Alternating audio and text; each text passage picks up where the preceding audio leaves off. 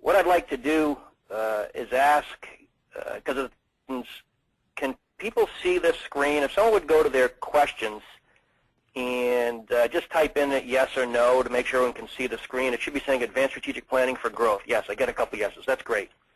Okay, apologize for the technical issues here. Something was going wrong technically, but we're here. We're going to recover. I'm Christopher DiCenso, Managing Partner, Growth Strategy Partners, and today we're going to talk about Advanced Strategic Planning for Growth.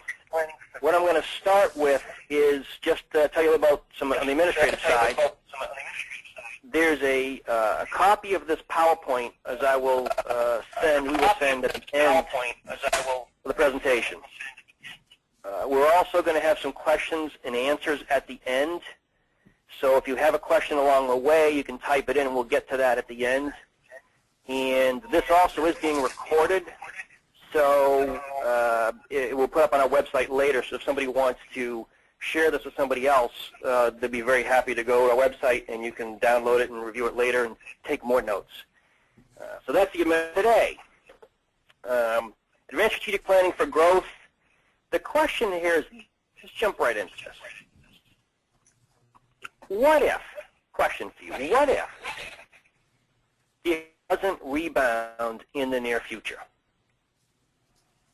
What if a competitor selling below cost? What if your head of sales decides that they're going to leave, either go someplace else or go to the competition? What if one of your top customers or some of your customers decide to start an auction process to buy some of the products that you sell to them? What if the government starts a new law requiring all subcontractors to receive 1099s? What this might mean is that if there's any, especially in the construction side, any companies that use subcontractors that may not be as legal as they should be, that there's going to be some issues there. The question is, are you ready for this? Are you prepared to deal with these what-ifs? That's what we're going to talk about today. What if some of these things happen? What if they happen to you? What if some other scenarios happen and you're not prepared? And that's really going to be what the focus is of today. And that I will share with you about these what-ifs that you're seeing here on the screen is these aren't what-ifs. Well, the economy not rebounding, I can't tell you yet if that's true or not because we haven't seen it, but if I was a betting man, I would tell you it's not going to rebound. But the rest of those what-ifs are actually real live scenarios that have happened to clients of ours. And we'll tell you a little about that later. The goal for today is for you to improve your planning process, advanced planning process webcast. So the goal is to give you some insights on how to your planning process. Our tagline is, this is growing yours. That's what we're trying to do to help you. So let me introduce who else is on the line that I guess you've been hearing about back and forth. Nancy Wilbur and Richard Zahn. I'm going to start by telling you a little about myself and then pass it to Nancy and Richard. Again, Christopher DiCenso. I'm the good-looking guy on the left side of your screen. I'm the managing partner and founder of Growth Strategy Partners. I would probably say 90% of the clients that I'm with in the last 5 or 6 years have had a significant change in their strategy or business model because of looking at the scenarios and options in these what-ifs. And it has made their business more successful. It's also mitigated some of the challenges that we're running into and going to run into by doing the scenario planning. So that's a little from me. I'm going to pass it to Nancy. Great. Hey, thanks, Chris. This is Nancy Wilbur, and I've been with the firm for over 4 years now. And what I've been finding with my clients over the last 18 to 24 months is that some of them have actually given up planning. And their excuse is that they just can't forecast their business in a tough economy. So instead, they've allowed themselves to become reactive rather than proactive to the changing environmental conditions. And obviously, I've had to counsel them on that because that's a pretty risky business proposition. Richard? I'm Richard Zahn. I'm a founding director of Growth Strategy Partners. And a couple of things that I've observed in planning process of my clients are just what we spoke to, the idea of the future. We're less able to discern a particular path or to make a particular projection. And a lot of it's not about growth anymore. It's about survival. And I think people are looking for a framework that will lead to more rigorous discussion about the future and how to manage the future. Thanks, Richard. A little overview on Growth Strategy Partners. We are would characterize as a research-based strategy consulting firm, and what we can do is we can help organizations grow their revenues and their talent, and they're faster and more efficiently than they can on their own. Now, we can do primarily because, A, we've done some research to what drives growth, and this research of keys to growth, but we've also taken these fundamentals in growth and we've developed these tools and methodologies so we can implement these management techniques faster. We can do that because of the tools, but also because of the consultants, the advisors that we have that have, what I call been there, done that. Past presidents, past CEOs, very accomplished business. That allows us to get things done faster and better, which again allows you, listening in here, to grow your revenues, grow your profits, and grow your talent. That's who we are. It's a little overview of Growth Strategy Partners. Let's talk about today's themes. I talked earlier about scenario planning. This is going to be the kind of the guts of today's discussion. We're not going to talk about strategic planning 101. We're going to give you a little quick overview of how we do that, but it's really about the scenario planning component of strategic planning. And the fact is, this is crucial. This is crucial now to maximizing your growth, but also preparing for this constantly changing environment that we're in. It is going to change. As one of the comments are, the only constant is change.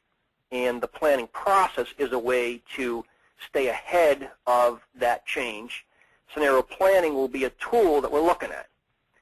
In order to help with the scenario planning, we're going to talk about the analysis that's required. Rigorous analysis, not just doing some basic analysis, digging a little deeper and looking at where's the opportunities, but also what are the hazardous scenarios? Where are some of these things that could really trip us up as a company and get us in trouble? Part of, as we were building today's presentation, it became, I guess it kind of hit me where we've been talking and focusing so much with our clients on growth. But lately with the economy, it's not as much about growth, but it's about survival and hanging in there. And as we started looking at some of the client situations that we've been running into recently, many of them weren't prepared for this hazardous scenario, the downside. And so we're going to talk a little more about not only the growth side, mitigating these hazardous scenarios. The other theme is about assumptions.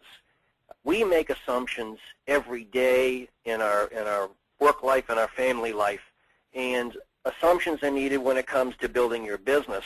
We make them, we may speak about them, we articulate them, but then they're forgotten and what we'll say not documented. But that's what drives our action, that's what drives our goals. So we're going to talk today, and one of the themes again is about the assumptions and the need for them, the need to document them, and how much they drive the goals in our actions. So that's what you're going to hear throughout today. The agenda will be talk a little about why, talk about situational analysis, assumption planning, dive then into scenario planning, and then specifically how do you improve plans. So first, let's talk about why plan. Now, I talked a little earlier about this is not strategic planning 101, it's more advanced planning. And if you don't plan, there's a chance you're not going to be successful. It's actually proven that if you do put a plan together, a strategic plan, a growth plan, one page, whatever it might be, you and your organization are going to be much more successful. It focuses you, it aligns the organization what needs to be done, and you see that process. Again, about reacting and adapting to changing market environments. So, and we could go on, I could probably go on for hours on the need for planning. What we've really found is that organizations, and owners in particular either decide that they know it's important and they do it, or they think they can get by without it and they don't. For those that think they can get by and don't, here's some statistics that show you that companies with strategic plans, they're 40% larger, 45% more profitable. Okay, and that was a PricewaterhouseCoopers (PwC) survey. And then another survey by Bain & Company talks about the executives that failed to grow because they didn't have a good plan they couldn't execute well. So, you know, we had the slide in here talking about why planning, but, you know, I hope it's more of a rhetorical question than it is, you know, the fact. So companies they're more successful, they're going to grow.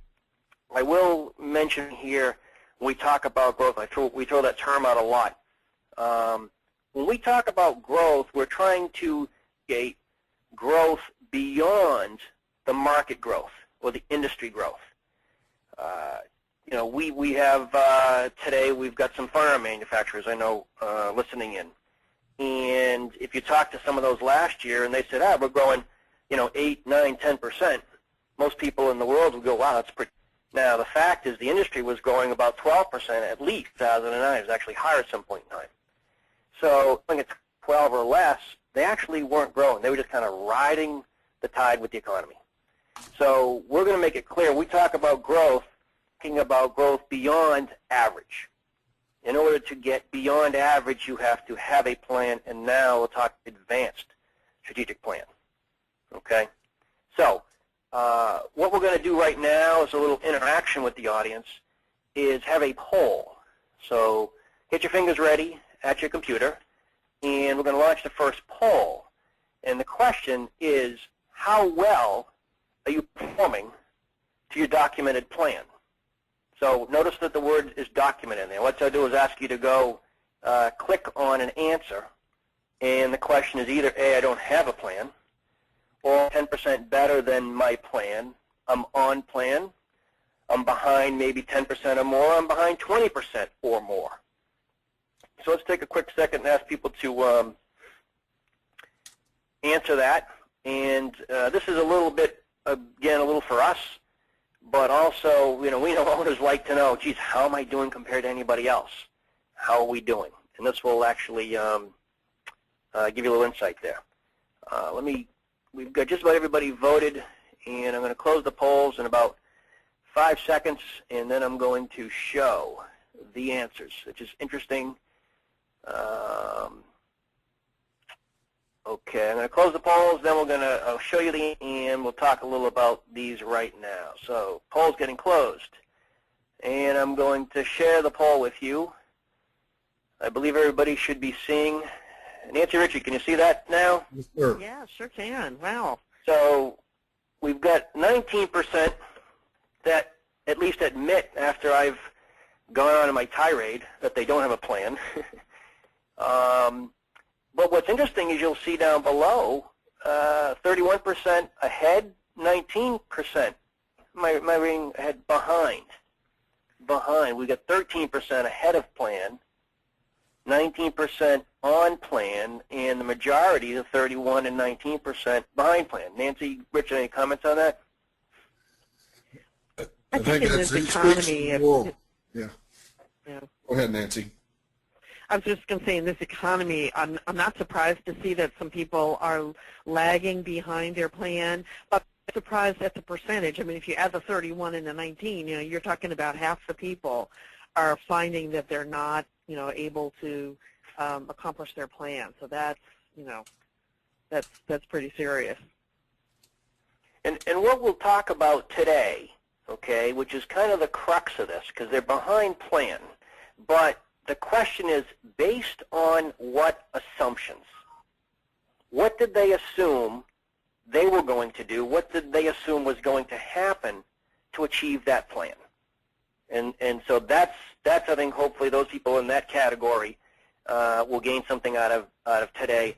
Those that are plan, okay, maybe you can get something on the advanced side to take you beyond the plan.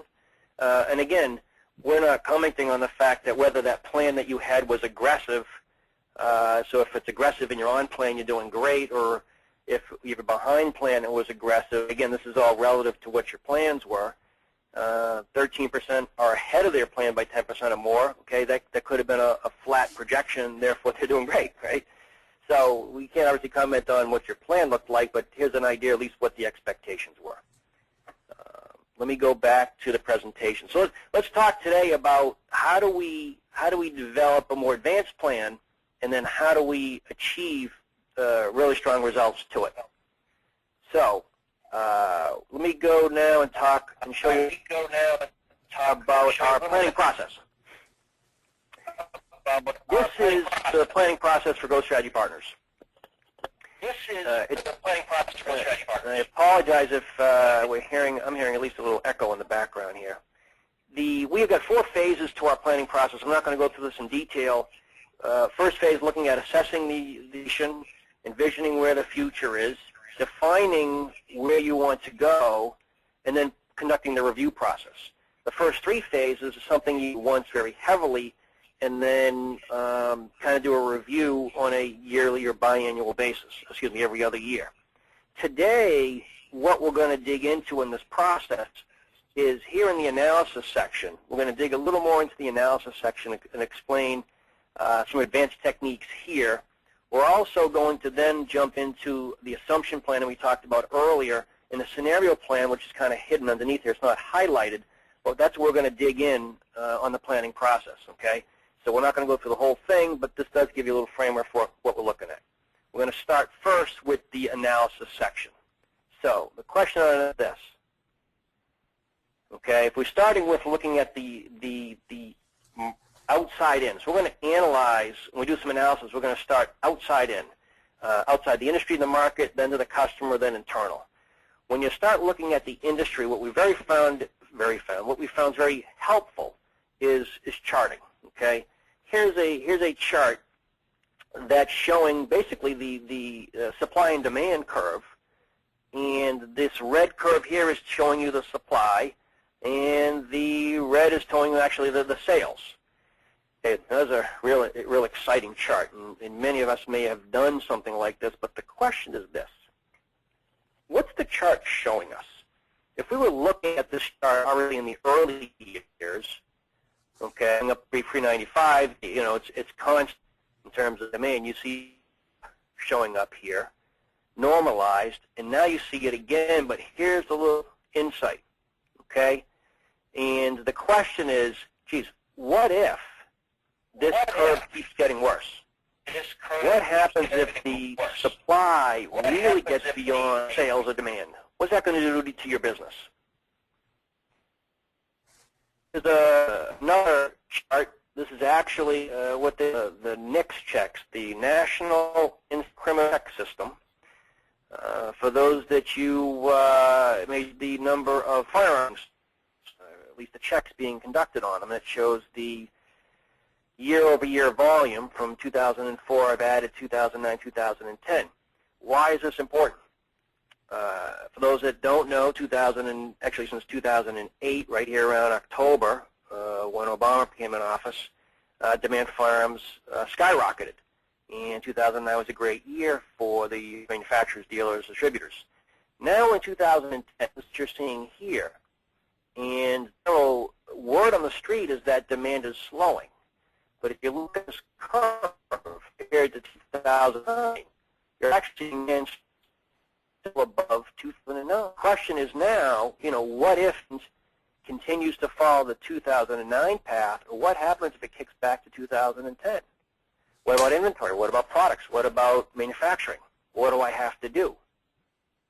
Or look at the construction industry and residential and non-residential construction. This is showing a foot from 2006 to 2011 in terms of population growth and household growth. And here we're showing the construction summary of non-residential construction. And what you'll see from 2007 to 2011 here is basically flat. What if it's not flat? What if it gets worse? Part of this is really what we're starting to look at here when you start doing some analysis with the data. Again, this is a small little subsection looking at industries and markets. But what if some of this either comes true and, or second of all, is worse? Goes up, what if it goes down? There's sensitivity analysis that can be used. The whole point here is, what is it telling you? And are you designing scenarios around that? So first part of this is talking about the analysis on the markets and industries. Here's a few charts that we've used in the past to help us figure out, geez, market going, especially relative to supply and demand. Chris, this is Richard. One thing I would add, those of you who don't know Chris, engineer, so he loves numbers and figuring out things. But I will tell you, in my planning with months, we're spending a lot more time where we have data. It's very helpful. But even without data, spending time asking ourselves what's going on in the world, what are the major trends going on in our industry, what's going on within the company, even to think aging management teams and things, and spending time asking ourselves what is the impact of these trends, macro all the way to internal, on our business as a part of the input to the planning process. It's an expansion of the old opportunity threats analysis. But I think being more purposeful and really looking at what's going on and challenging ourselves, observant, and to think about the impact on our particular company is an important part of the process today.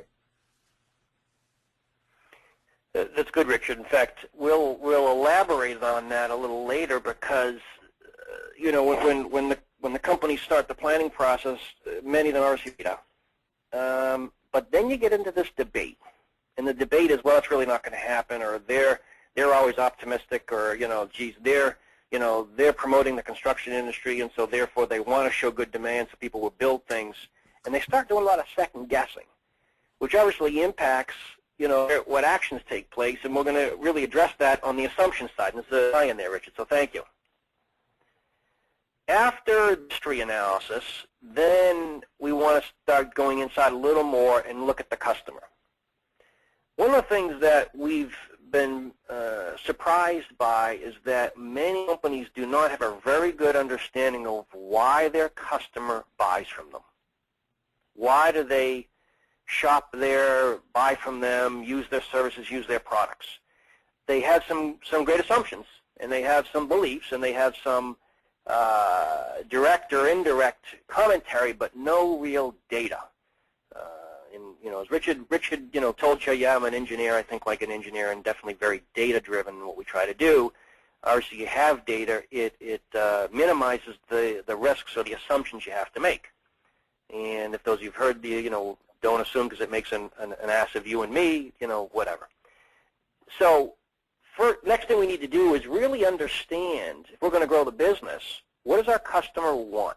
Now, this is a simple chart, a little output that we've done. It's where we identify what some characteristics are of why the customer buys from them.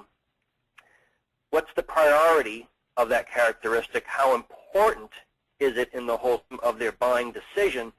And how does that company score in this 1 through 10? Now, so first thing companies don't have this information, which is kind of one strike. But importantly, if you got this information today, let's say we went and did this and did a little survey with customers, and you received these answers, and it's telling you right now that price is priority number one. It's 35% of their decision of whether they choose you or somebody else, followed by the quality of the service experience and so forth like that. Now, this is very helpful today. What's really important, this is really the advanced side of planning, is the changing of these numbers and the priorities. So with many of our clients, if we did this poll 2, 3, 4 years ago, we would have seen price maybe a little low on the list, not number one. But if you do this on a recurring basis, does not have to be elaborate survey, you probably would have seen the price start rising up in priority and importance. And what's that telling you? It's telling you there's a shift going. Things are changing. And therefore, we need to start adapting to it. Compared to saying, hey, of course I know price is number one today. You know, in many organizations, many industries, that's the case. So the point here is, A, you need to get direct customer feedback. The second thing, you need to do it on a recurring basis so you can start seeing change. What is changing so that you can adapt to it? Chris, I'd like to add something to that. You know, this is really all about minimizing your risk. And the more you know about what is important to the customer, the more likely that the strategies that you choose and the way you go to market, how you communicate with your market, is going to be found in what the customers care about. So one of the ways to minimize the risk of any changes you make or any new products or anything like that that you're doing that's different is to do some customer research and find out what they really think. Yeah, and think about you as well as others who are seeking to sell them or serve them as you are. In fact, I'll digress a little with a story of a client. This goes back many years ago, and they were selling products to Walmart. And actually, at the time, earlier on in their dealings with Walmart, Walmart was buying their product because it had a little innovative feature to it. Now, over the years, you know, and for those obviously that know Walmart, what was their tagline? Everyday low price, I mean, price, low cost. And so I was somewhat challenging the client, saying, you know, you sure they're looking for innovation? I mean, you think that's number one on the list? And the head of sales was, you know, very adamant. No, that's what they like about us. That's it. I said, you know, when's the last time you asked them? He goes, Chris, I don't have to ask them. I know I'm in charge of sales. I obviously knew I had an ego, you know, issue at that point in time. And so I did what any, you know, consultant would do, is I made a bet with him. He was going to Walmart in the next 2 weeks to have a line review, and I said, I'll make a bet. I'll make a bet. I think I put $50 on the line. That said, you know, innovation is not Walmart's number one reason for buying with you. And, you know, after some, you know, head swinging and, you know, moaning, going, yeah, fine, whatever. You know, if you want me to do that, you're the consultant. And, you know, a couple weeks later, he went to Walmart, came back. We had one of our planning meetings, and he walked into the room, and I could tell by the body language with his head down and his shoulders drooped that, you know, I was $50 richer. And by asking the customer directly, you know, Walmart said, you know, no, here's what we're looking for. Price is obviously our first concern, but obviously reliability and product quality. But, and, you know, it's like third on the list. And, you know, the point being is that, you know, this person, this company in particular, thought they knew. They assumed incorrectly. And I'll share with you a story a little later that it got them in big trouble, not just with Walmart, but with, you know, their business. Let's, so second point that we're sharing today is for feedback. You need to understand what the customer wants from you and why, and do it on a recurring basis so that you can track trending. The other piece now of the kind of the analysis is looking at internally. So look at your products, look at your profitability, look at your geography, you know, look at sales per employee, a lot of different metrics. This is kind of the basic and tackling. The key point here is look at charting, okay, rather than just spreadsheets or data or subjective information. Again, it'll give you some insight. Geez, I didn't know we were so concentrated in this area.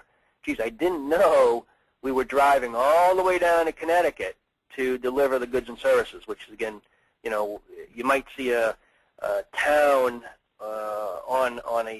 in a state on your list, but geez, when you map it, you go, what the heck are we doing way out here? So, create charts. The thing this is really driving to themes for today is about assumptions. Okay, this is usually the place that organizations get astray. And what happens is a couple things. First, they have the discussions about the assumptions that they're talking about, but articulate them, and they don't challenge them. So here's a list of assumptions. The market's going to be flat for the next 3 years. The only revenue level by stealing customers. geez, if we introduce some new products, we're going to get some more millions of dollars. And what happens is that might be thrown out, but A, it's not necessarily written down, but less important is it's not being challenged. And more importantly, it's not being challenged. Okay? And what we obviously see is when you have some marketing that says, well, here's what's going to happen, and putting, well, head of HR or head of finance think they know better about the markets and what's going to happen, so they don't challenge that quote-unquote expert. We try to emphasize you're not challenging them, but questions like, well, how do you know that that's the case? Or what information, what data did you look at to get this conclusion? So it's important here first to articulate those assumptions, document them, and check them. Okay? This is all where we see where things go wrong is people ignore some of the warning signs we'll talk about a little later, but they ignore or don't want to defect that that's not going to happen or that can't happen. They're saying no, that's not going to happen, but what the interpretation is, no, that can't happen, because if that happens, we're really in trouble. And therefore, they ignore it. And that's when companies have gotten into trouble. And we'll share with you some cases a little later. The question is about whether it's going to or not. There's some probability in there that we'll talk about. But I think the bigger question is, if it doesn't, maybe the probability is low, but if it does happen, could that have a catastrophic effect on your business? And if so, you might want to consider that as a scenario. So assumption, we talk about assumption planning. Document your assumptions. If you've got a planning process now and it's working fairly well, you don't articulate your assumptions, please do. This will give you some great insights. And, oh, by the way, the review process, you come back and look at the assumptions that you made. So, again, I'll go back to those companies that were not achieving their plan, that 50% of the attendees here that weren't on plan. Expectations or assumptions did you have, and were they correct or not? And by doing that, reviewing the assumptions, then you'll learn to actually make better assumptions or get more data to help you make better decisions going forward. See, Richard, want to add anything on the assumptions page? Oh, I think you've covered it really well. So let's do this. So we're gonna this is kind of the summary slide in that first section, which is we've gone through the analysis section. We've looked at some customer direct surveys.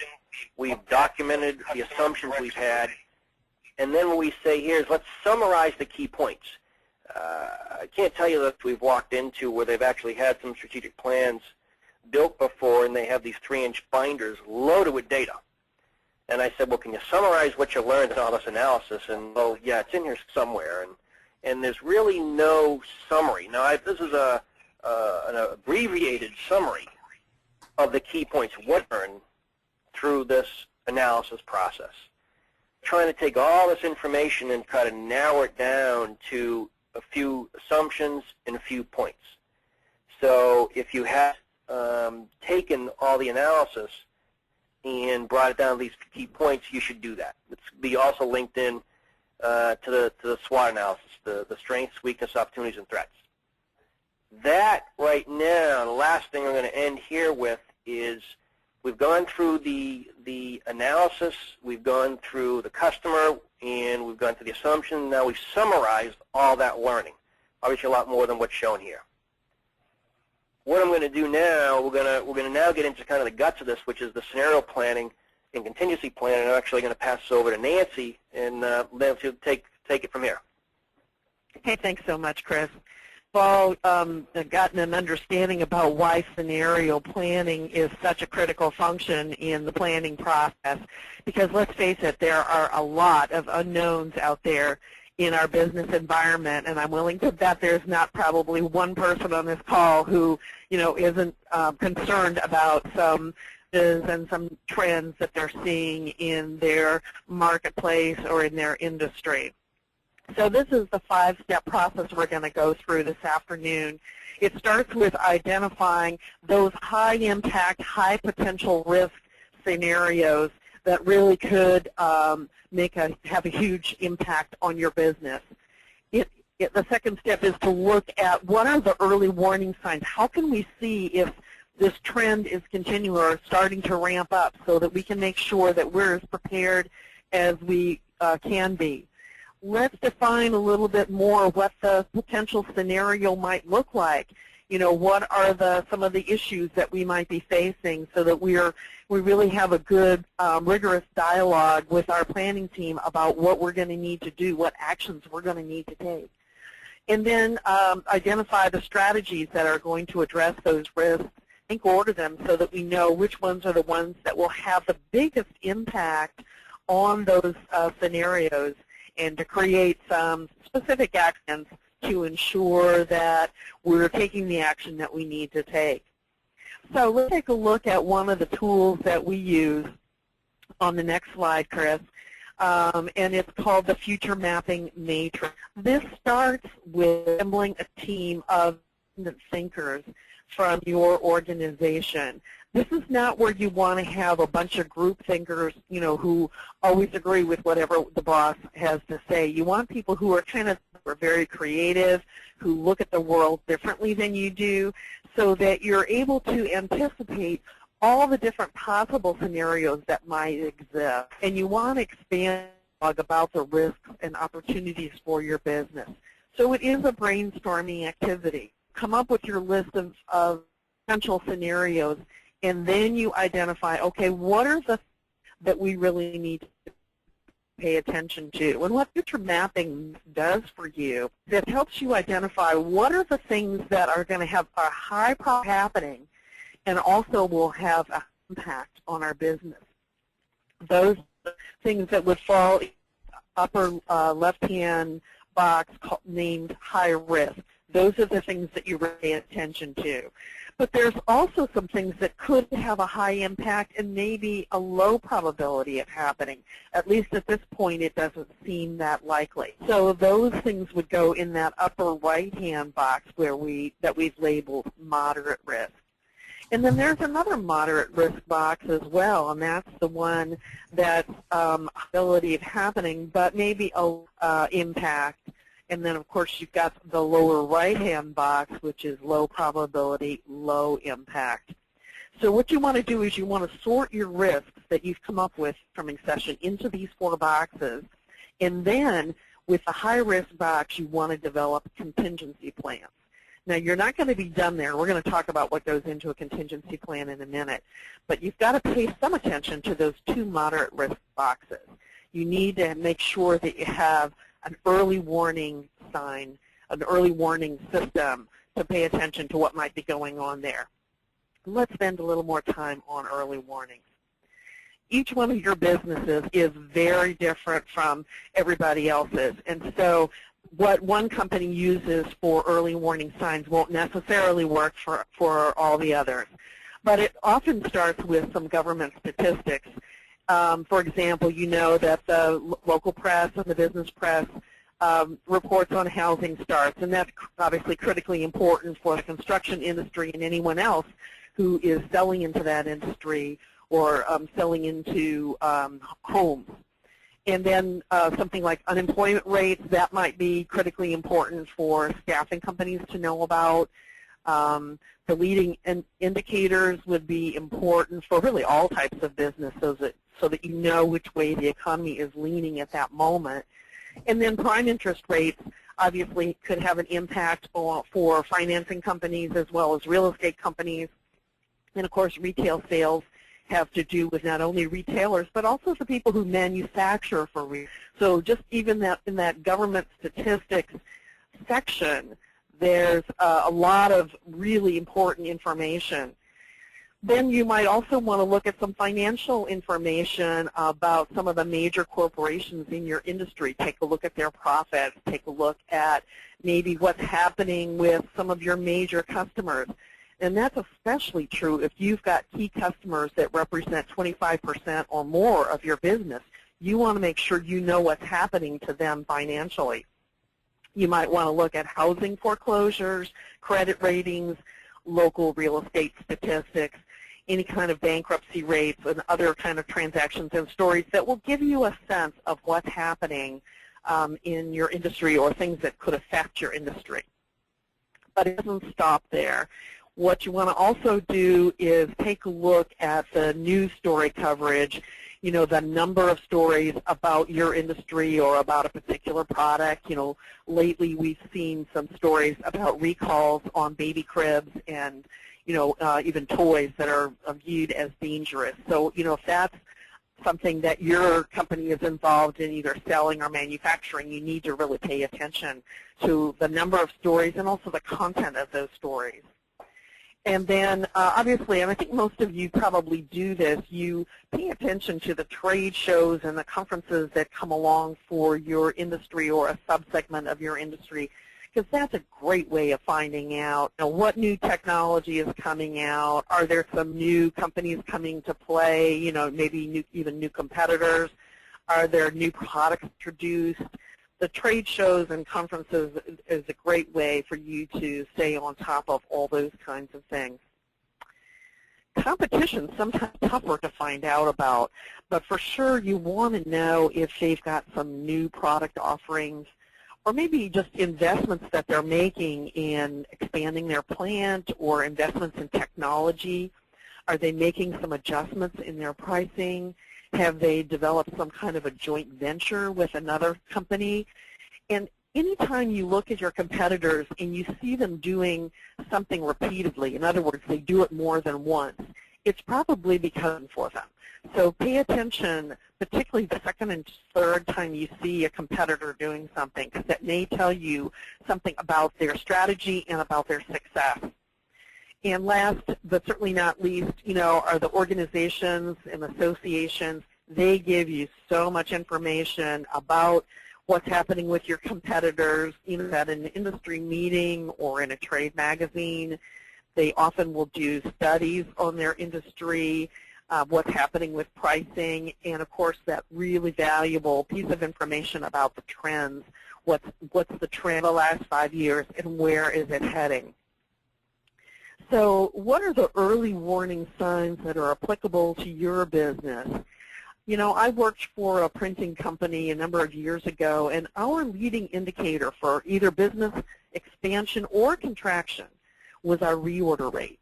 And we tracked that number on a weekly basis, so we knew exactly which way the market was heading. Was it headed up or was it headed down? And so that, you know, whatever is critical for your business, that's what you need to pay attention to. So Nancy, Chris? you think if you mentioned earlier about this company that was selling to Walmart Innovation, do you think if Walmart decided to put online auctions for that product, should it be a pretty good early warning sign that maybe they're not buying on innovation? Yes, I think so. And having participated in one of those auctions, you know, those are so nerve-wracking and so frustrating. There's an art to learning how to participate in those auctions. It's not easy at all. I actually probably would change that from not being an early warning sign, but a late warning sign. I mean, at that point there, they've already made the decision, right? Yeah, that's again, a lagging indicator. Lagging indicator. Yeah. This is when that client goes, oh, whoops, maybe they are buying on price. Anyways. Right. Okay. Let's take a look at some of the scenarios. You know, I think what you need to do is you need to think about what are the possible high-impact changes that could seriously change your business.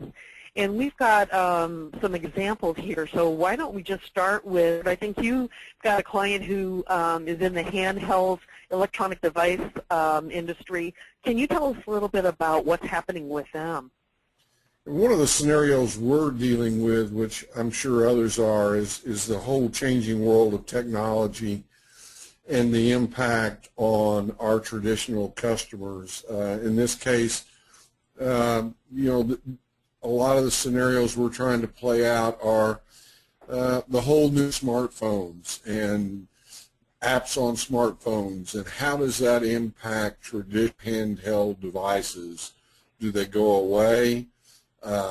People have both. How do customers use those? And so we're spending a lot of time looking and observing and trying to build out 2 or 3 different scenarios how this might play out over the years. Yeah, good point. Good point. Well, you know, I did some work with a paper converting company. This was a company that made file folders for the healthcare industry. And they were really wedded to their, you know, factory full of capital equipment, and they didn't want to face the fact that their industry was changing right under their noses. You know, first of all, I'm sure we're all aware of the shift to electronic health records. One thing that was impacting them, hospitals have electronic records, they don't need files, put them away. Government regulations were also requiring electronic records, so the government was really pushing on that. And then in addition to that, those changing market conditions, the change of the hospitals meant that there were different decision makers and there were different product benefits. And they really hadn't made the adjustment to that kind of thing. Their entire business model was at risk, yet they dragged their feet about responding to it. And as a result, they lost some of the value of their business. So you want to make sure that if you're facing those kinds of changes in your industry, that kind of a scenario, that you really think it through, you really have a good dialogue with others outside your company so that you know where you want to place your bets. Chris, did you have one you wanted to talk about? We're actually dealing with one right now, a client that we've been working with for a while in the food products industry. And I think in one of the what-if scenarios early on, was what if the price of the product is currently below cost? And what's happening in this industry is product, because of an oversupply, you saw that chart earlier of supply and demand, the supply has reached a point where there's so much out there, the consumer is buying it below cost. And the question is this. Question is this a temporarily an aberration, or is this going to last? And we've looked at the scenarios. We think that it's going to last at least for 3, maybe 4 more years, maybe not forever. But I'm not sure about you or anyone listening to the call here, but I don't know if you can last for 3 or 4 years when your prices, your costs, are above what you're getting for revenue. So this is a very high impact and high probability scenario, and we're actually in the middle now of developing a solution to that, of saying, okay, what are we going to do with it? How are we going to do it? And it's real. What's interesting is that I sent an email out earlier this week to the team saying we're going to get together and talk about building a project to overcome this cost issue. And I got a few emails back from people in the leadership team, but the CEO replied, let's just make this clear. This is not a if we have to do this project. This is we have to do this project. It was if we have to do this to be successful, and if we don't, you know, we could be out of business. And I like that, you know, obviously the reaction from the president and CEO, because it won't get discounted, which a lot of times things happen. Oh, it's not going to happen, or prices will normalize. Everybody can't survive, you know, when the market's like this. And that you know, maybe optimistic, over-optimistic thinking is what really puts companies in trouble. That's a really good point, Chris. And I think for everyone who's on this call, you need to think about what are the potential scenarios that could impact your business, and are you really dealing with them? I think we have a poll, Chris, that we'd like to give people's reaction to some of those scenarios. Which ones are you most concerned about? And you can actually pick more than one answer here. Is it the continuing weak demand for products and services, you know, perhaps driven by poor economic? Is it the competition aggressively stealing customers, maybe even selling below cost? Is it new technologies being introduced that's going to, business at risk, or new government regulation is seeing or exploring, or just the fact that so many unknown factors participate? Chris, let me know. I can't, so let me know when we seem to have a good response. So we've got about half responded so far. And I think the fact that they were given multiple options, guys, a field day with their click. What am I worried about? Click, click, click, click, click, click, click, click. We didn't give them all of the above, did we? We probably should have done that. But we are getting we're getting some things that are leading the pack. So we got almost 8 in here vote. I'm going to take maybe another 5 or 10 seconds on which answer or answers you're more about, and I'm going to close the second. And Nancy, I'll show this to you and tell you, see what you think. Here's the close, and now I'm going to share it. Okay, so it looks like a lot of the folks who are on this call are really still concerned about the weakening demand and services, which we, all believe is primarily the economic climate, but can be other issues there. And then number 2, tied between the competition and just unknown factors that we can't anticipate. Yeah, and that, that makes it really tough. But for those of you who pick the unknown factors, that till having one of those brainstorming sessions with those independent thinkers in your organization, could really pay off for you, because it'll help all the work, that really could have an impact on you. Great. Interesting. We have I think the 14% new technologies being low somewhat is reflective just the economy, but I know the people that are registered for the event, and most of them are service companies. Okay. That might have some impact on technologies, usually being product-driven rather than service-driven. Interestingly enough, government regulations are the second. We've got a couple, we only got 5 choices. But the weakening demand, I believe, Nancy, was number 1 on the what-if scenario, right? Yeah. So everyone tends to agree with that. So now the question is, what are you going to do about it? All right, back to the presentation. Very good. Thanks, Chris. Here we're going to take a look at an approach that you can take to help you determine which strategies are best to address these scenarios. And this is just a very simple one. If you read across, here are 3 marketing programs that a company might. One might be, to increase the number of referrals from existing clients. Another one would be taking the products and services that they offer and kind of productize them to make it easier for people to not only buy them, but also maybe buy more than just. And then the third one, of course, would be to improve the sales process. And as you can see down the left-hand side, we're looking at what's the size of the opportunity in dollars. In other words, how much revenue do we can generate? What are we leveraging from our current business? Are we leveraging the relationships we have, the processes we have, the products or services that we have? What's our competitive advantage if we do this? Why, are we going to do this rather than our competitors? What are the resources that are necessary to invest in this?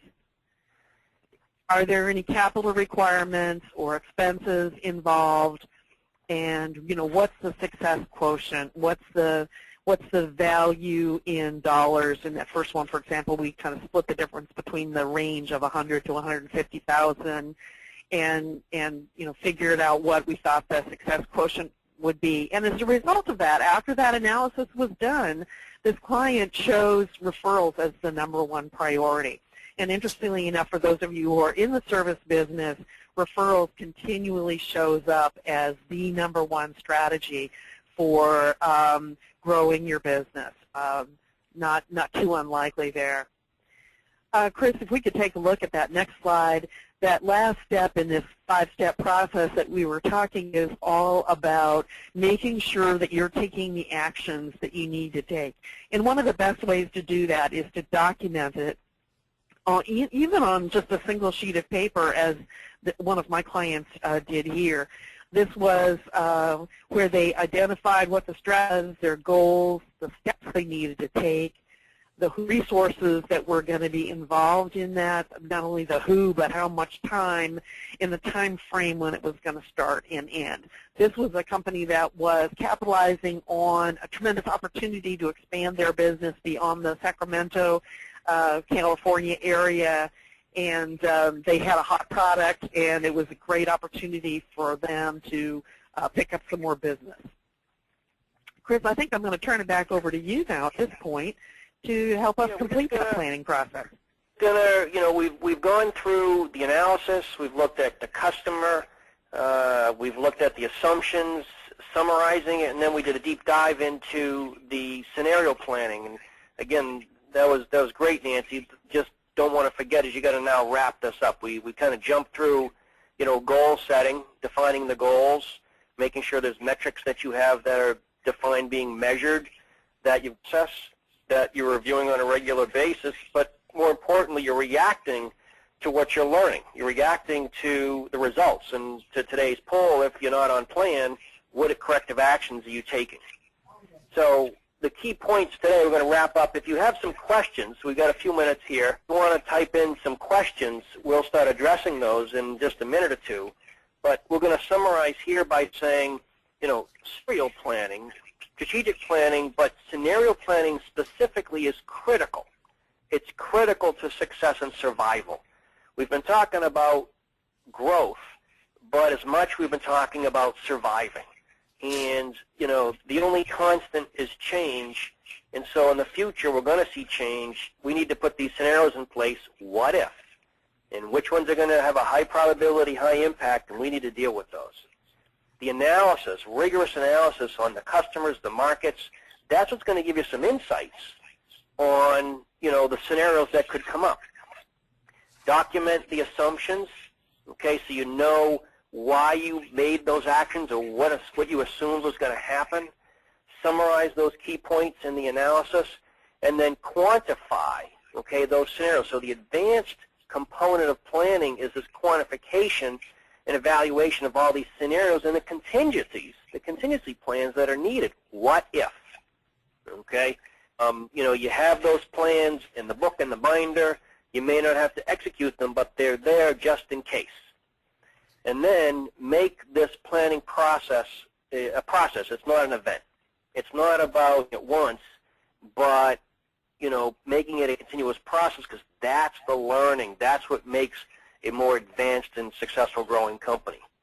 So the question that we end up here is, how well are you performing in these areas?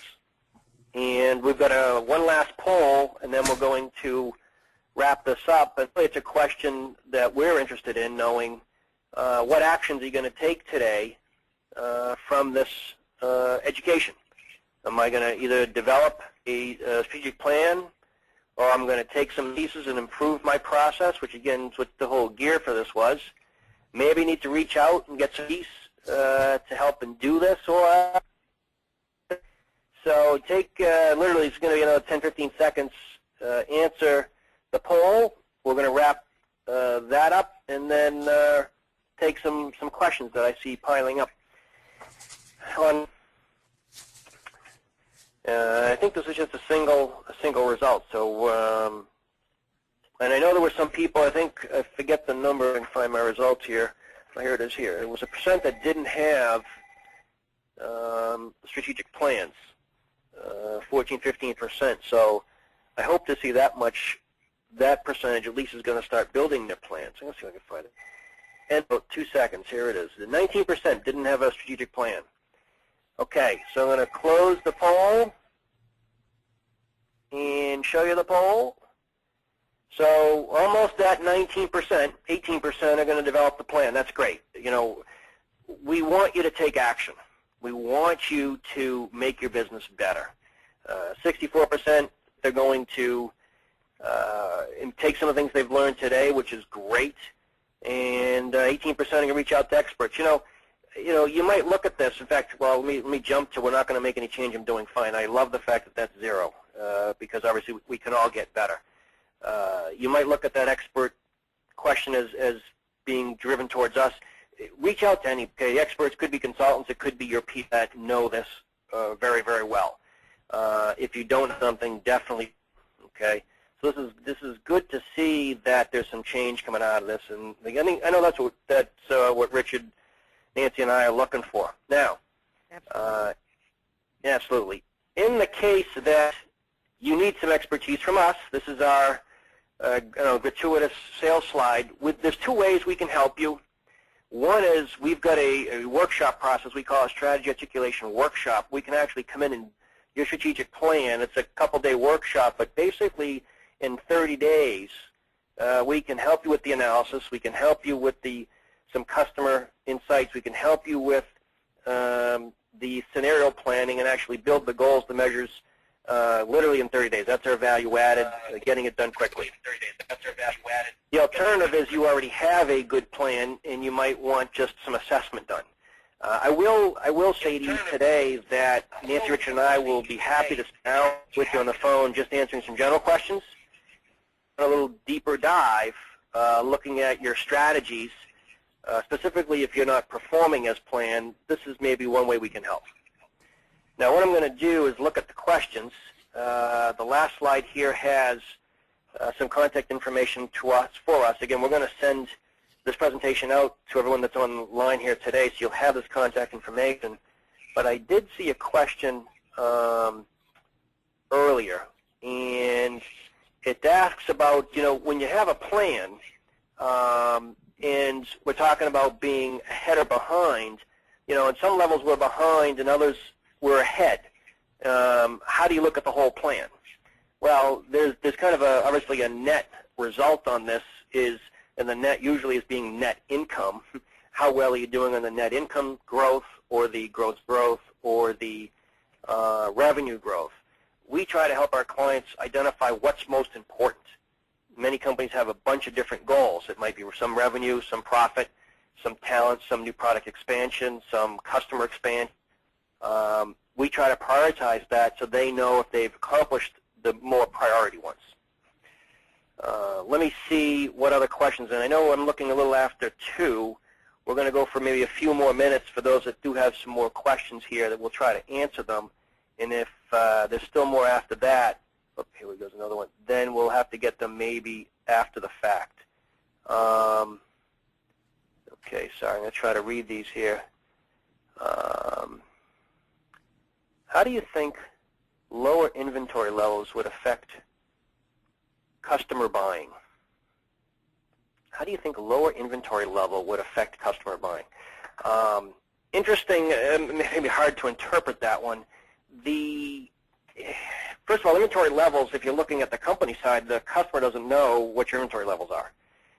Obviously you know, and that might impact what you're selling and what price you're selling it at. I know I've talked to a few retailers that have more inventory than they want, and therefore they've lowered the prices.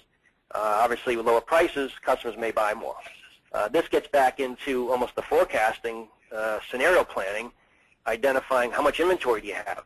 If you have too much, then you're going to lower prices, lose profitability. If you don't have enough, you may not be able to make the revenues that you want. So it does definitely have an impact, but I think it's more about inventory levels that you have internally. Obviously, if the whole industry, like one of the industries that I'm dealing with, the whole inventory is high, then prices drop. In fact, they've dropped below costs.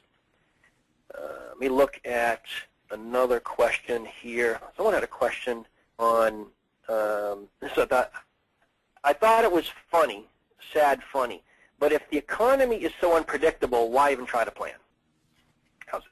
I'm going to end with this question.